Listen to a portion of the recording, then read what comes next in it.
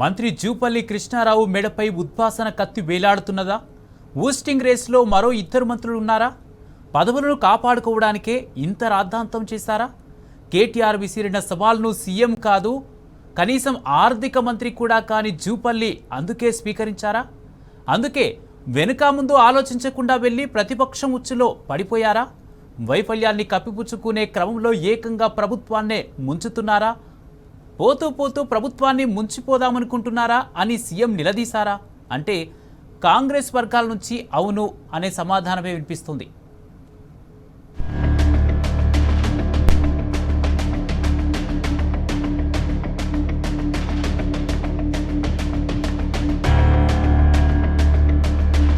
అంపశయ్యపై ఉన్న పదవులకు జీవగంజి పోసే ఆఖరి ప్రయత్నంగానే పలువురు మంత్రులు మితిమీరిన దూకుడుతనం ప్రదర్శిస్తున్నారని కాంగ్రెస్ నేతలే ఆరోపిస్తున్నారు. బీఆర్ఎస్ కాంగ్రెస్ సవాళ్లు ప్రతి సవాళ్ల విషయంలో అధికారంలో ఉండి అస్త్రాలు చేతిలో పెట్టుకుని కూడా ప్రతిపక్షం ట్రాప్లో పడ్డామని సీఎం భావిస్తున్నట్లు తెలుస్తున్నది. ఇది ఉద్దేశపూర్వకంగా జరిగిందా లేక తెలియక ఉచ్చులో ఇరుక్కున్నామా అనేది తేల్చాల్సి ఉన్నదని ముఖ్యమంత్రి తన సన్నిహితుల వద్ద అన్నట్లు ప్రచారం జరుగుతున్నది.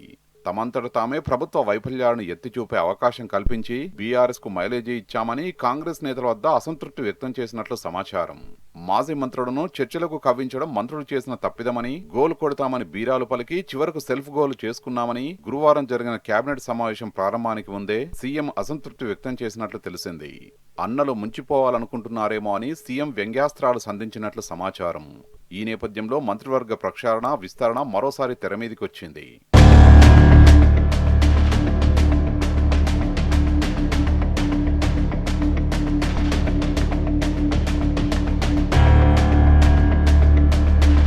సీఎం రేవంత్ రెడ్డి గత నెల 11న నీతి ఆయోగ్ గవర్నింగ్ కౌన్సిల్ సమావేశంలో పాల్గొనడానికి ఢిల్లీ వెళ్లారు.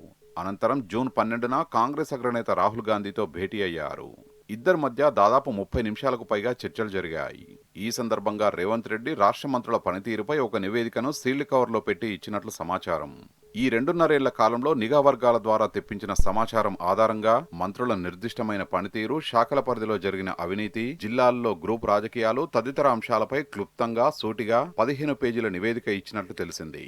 అందులో 4 మంత్రుల పనితీరుపై సీఎం తీవ్ర అసంతృప్తి వ్యక్తం చేసినట్లు వినికిడి.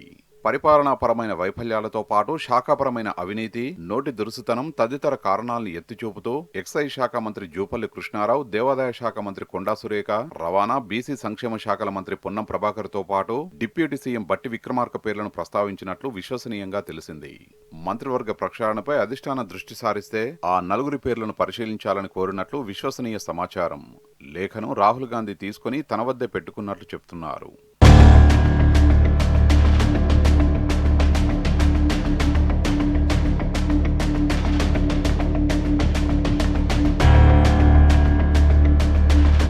రాష్ట్ర మంత్రివర్గంలో ప్రస్తుతం 2 సీట్లు ఖాళీగా ఉన్నాయి. ఈ 2 భర్తీ చేయడంతో పాటు మంత్రివర్గ ప్రక్షాళన కూడా జరుగుతుందనే ప్రచారం గత నెల రోజుల నుంచి జోరుగా సాగుతున్నది. దీనికి తోడు మే నెల చివరి వారం, జూన్ మొదటి వారంలో ఆశావాహులైన కాంగ్రెస్ నేతలు ఢిల్లీ చుట్టూ చక్కర్లు కొట్టడం, ఆర్థిక మంత్రి బట్టి విక్రమార్క పదవిపోతుందనే ఊహాగానాలు తెరమీదికి రావడం తదితర అంశాలు మంత్రివర్గ ప్రక్షాళన జరిగి తీరుతున్నదనే దానికి మరింత బలాన్నిచ్చింది. ఈ నేపథ్యంలోనే జూపల్లి కృష్ణారావు అందివచ్చిన అవకాశాన్ని వినియోగించుకున్నారనే చర్చ జరుగుతున్నది. నిజానికి ప్రతిపక్షాలు సవాల్ విసిరిన అప్పుల అంశంతో జూపల్లికి ఎటువంటి సంబంధం లేదు. అయినా ఆయన కల్పించుకొని సందులోకి దూరారని, చర్చలు అక్కడా ఇక్కడా కాకుండా నేరుగా తెలంగాణ భవన్ కు వచ్చి మాట్లాడతానని ప్రకటించడం, తర్వాత తప్పుకోవడం వెనుక ఆయన వ్యక్తిగత ఎజెండానే ఉన్నదని కాంగ్రెస్ సహచర మంత్రులు అనుమానిస్తున్నారు. నిజానికి కాంగ్రెస్ ప్రభుత్వం అధికారంలోకి వచ్చిన ఏడాది నుంచే జూపల్లిని మంత్రి పదవి నుంచి తప్పిస్తారని కాంగ్రెస్ అనుకూల సోషల్ మీడియా వేదికల్లోనే ప్రచారం జరిగింది. లిక్కర్ టెండర్ వ్యవహారంలో సీనియర్ ఐఏఎస్ వీఆర్ఎస్ తీసుకున్న తర్వాత ఆ ప్రచారం మరింత పెరిగింది. తాజా నివేదిక నేపథ్యంలో మార్పు అనివార్యమని ప్రచారం జరుగుతున్నది.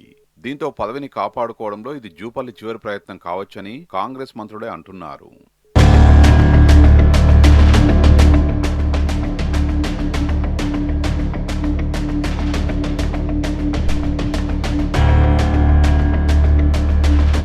మంత్రి పొన్నం ప్రభాకర్ నోటి దురుస్తనంతో పాటు సిద్దిపేట, మేడ్చల్ జిల్లా రావల్కిలి భూముల వివాదాలను అధిష్టానానికి ఇచ్చిన నివేదికలో సీఎం ప్రముఖంగా పొందుపరిచినట్లు చెప్తున్నారు. జూబ్లీహిల్స్ ఉప ఎన్నిక సందర్భంగా తోటి మంత్రిపై బాడీ షేమింగ్ వ్యాఖ్యలు, ఒక సందర్భంలో సన్నిహితుల వద్ద తనపైనే నోరు పారేసుకున్నట్లు ఆడియో వివరాల్ని ఆ నివేదికలో పొందుపరిచినట్లు చెప్తున్నారు. నియోజకవర్గ ప్రజలకు అందుబాటులో లేకుండా ప్రజా సంబంధాలకు దూరంగా ఉంటున్నారని నివేదించినట్లు సమాచారం. బట్టి విక్రమార్క విషయంలో సీఎం రేవంత్ రెడ్డి ఇప్పటికే సక్సెస్ అయ్యారని చెప్తున్నారు. బట్టిని తప్పించి అదే సామాజిక వర్గానికి చెందిన స్పీకర్ గడ్డం ప్రసాద్ కుమార్ కు మంత్రి పదవి ఇవ్వాలనే ప్రతిపాదనపై రాహుల్ గాంధీ కూడా సానుకూలంగా ఉన్నారని చెప్తున్నారు.